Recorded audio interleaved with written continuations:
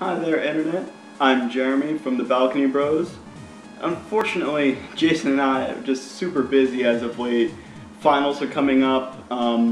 We've been working a lot. You know, things just haven't lined up in our favor. So we weren't able to make a video for you this week. Instead of leaving you hanging, I decided I'd just film myself talking about some few things that I've, topics that I didn't think would be long enough to go into an entire episode, but I still thought were important to bring up. It's kind of like a grab bag of topics, this video. If you like it, a lot of it's just my opinions on certain things, so we'll see how that goes. Hopefully I'll talk about something you find interesting. I was not that big of a fan of BioShock Infinite, and I know that's kind of an unpopular opinion to hold nowadays, seeing as everybody's raving about how it's the next best thing in video games to ever come out. But I was just not a big fan of it. I don't feel that the story flowed as well as it did in the first one. I felt a few kind of plot points were kind of ham-fisted in. The combat I felt was too fast, I guess. It's hard to put my finger on what I didn't really enjoy about it. I did not like the fact that you can only have 2 weapons at a time. When it comes to first-person shooters, I like to be able to have enough armament to supply a small revolution or something like that. And in the first one, you're carrying around like a rocket launcher made out of soup cans, a shotgun, a pistol, machine guns. You just got tons of stuff. But in this one, you can only hold 2 at a time, and that's kind of one of my least favorite parts about modern FPS. So, Metro 2033 has a sequel coming out pretty soon, Metro Last Light, and it looks pretty cool. I loved the first one, mostly because of its difficulty and stuff. But there's just a small piece about Metro Last Light that has me really annoyed. That is Ranger Mode. Ranger Mode is basically Metro Last Light forcing you to pay for Hardcore Mode. Basically, the same thing that they gave away in the first game, they're making you pay for in this one. Harder enemies, less money, and no HUD, which it leaves a bad taste in my mouth to see that we're getting that you have to pay for these extras. I've been playing a lot of Serious Sam lately, and those of you who know me know that's one of my favorite old school shooters. One of your weapons is a cannon. You just carry a cannon around with you. As I've been playing it recently, I've noticed a few interesting things. Serious Sam embodies a whole bunch of Zen Buddhist practices. One of the big core things in Zen Buddhism is complete focus on whatever it is you're doing. It's basically like meditating while performing an action. And so while playing Serious Sam, while charging through hordes of villains and whatnot, and aliens and stuff, you really just start to focus and you lose kind of grasp of other things. It's actually kind of a strangely meditative experience if you go at it the right way. Realizing which guns to use in which situation, and eventually it all just becomes kind of natural to you, and so you can just run right through without thinking about it too much. It's a very interesting situation, I guess. One of the things I really like to see from our viewers is game suggestions.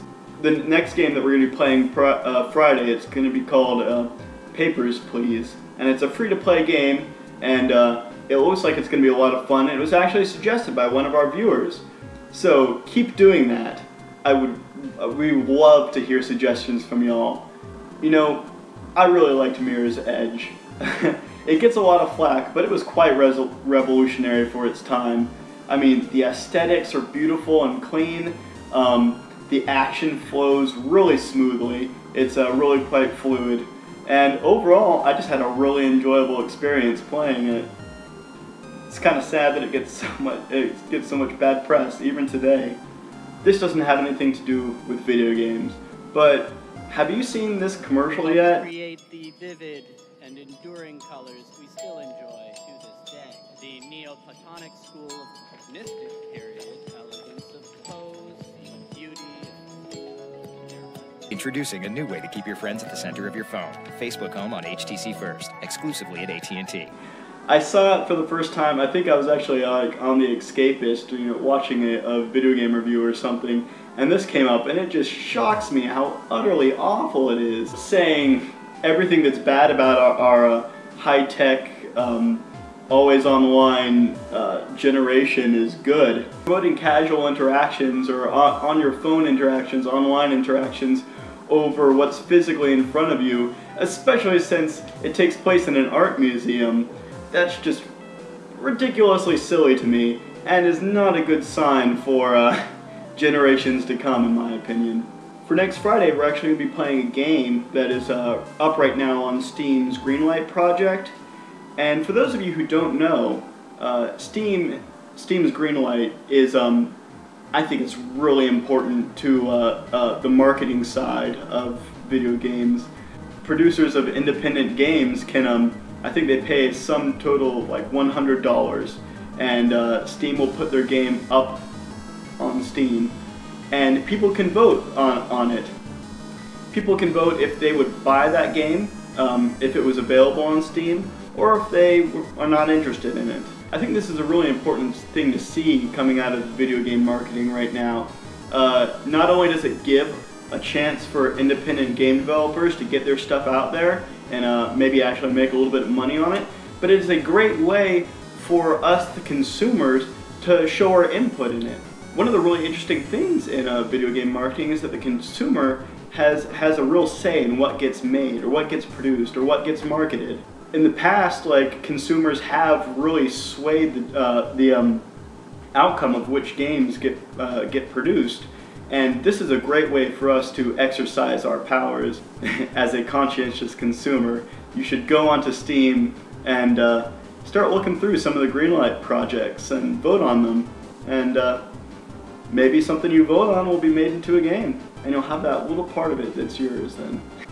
We're going to be getting a new microphone soon. That's right, you'll be able to hear the Balcony Bros cleaner and crisper than ever before, and hopefully it'll cut down on a bit of the outside noise going on.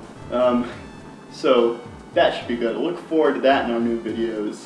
By the way, I'm sorry I'm recording inside. It is a beautiful day out, but I decided not to record out there because there's some guy out in the parking lot who either his car is broken, or he just wants to see how long he can hold his horn down before people come and make him stop. But it's really quite loud and annoying. Sorry. Well, thank you guys for watching. Sorry if it was a bit frantic. You know, none of these are really that lengthy of discussion, at least right now. Hopefully we will have that video up for you on Friday.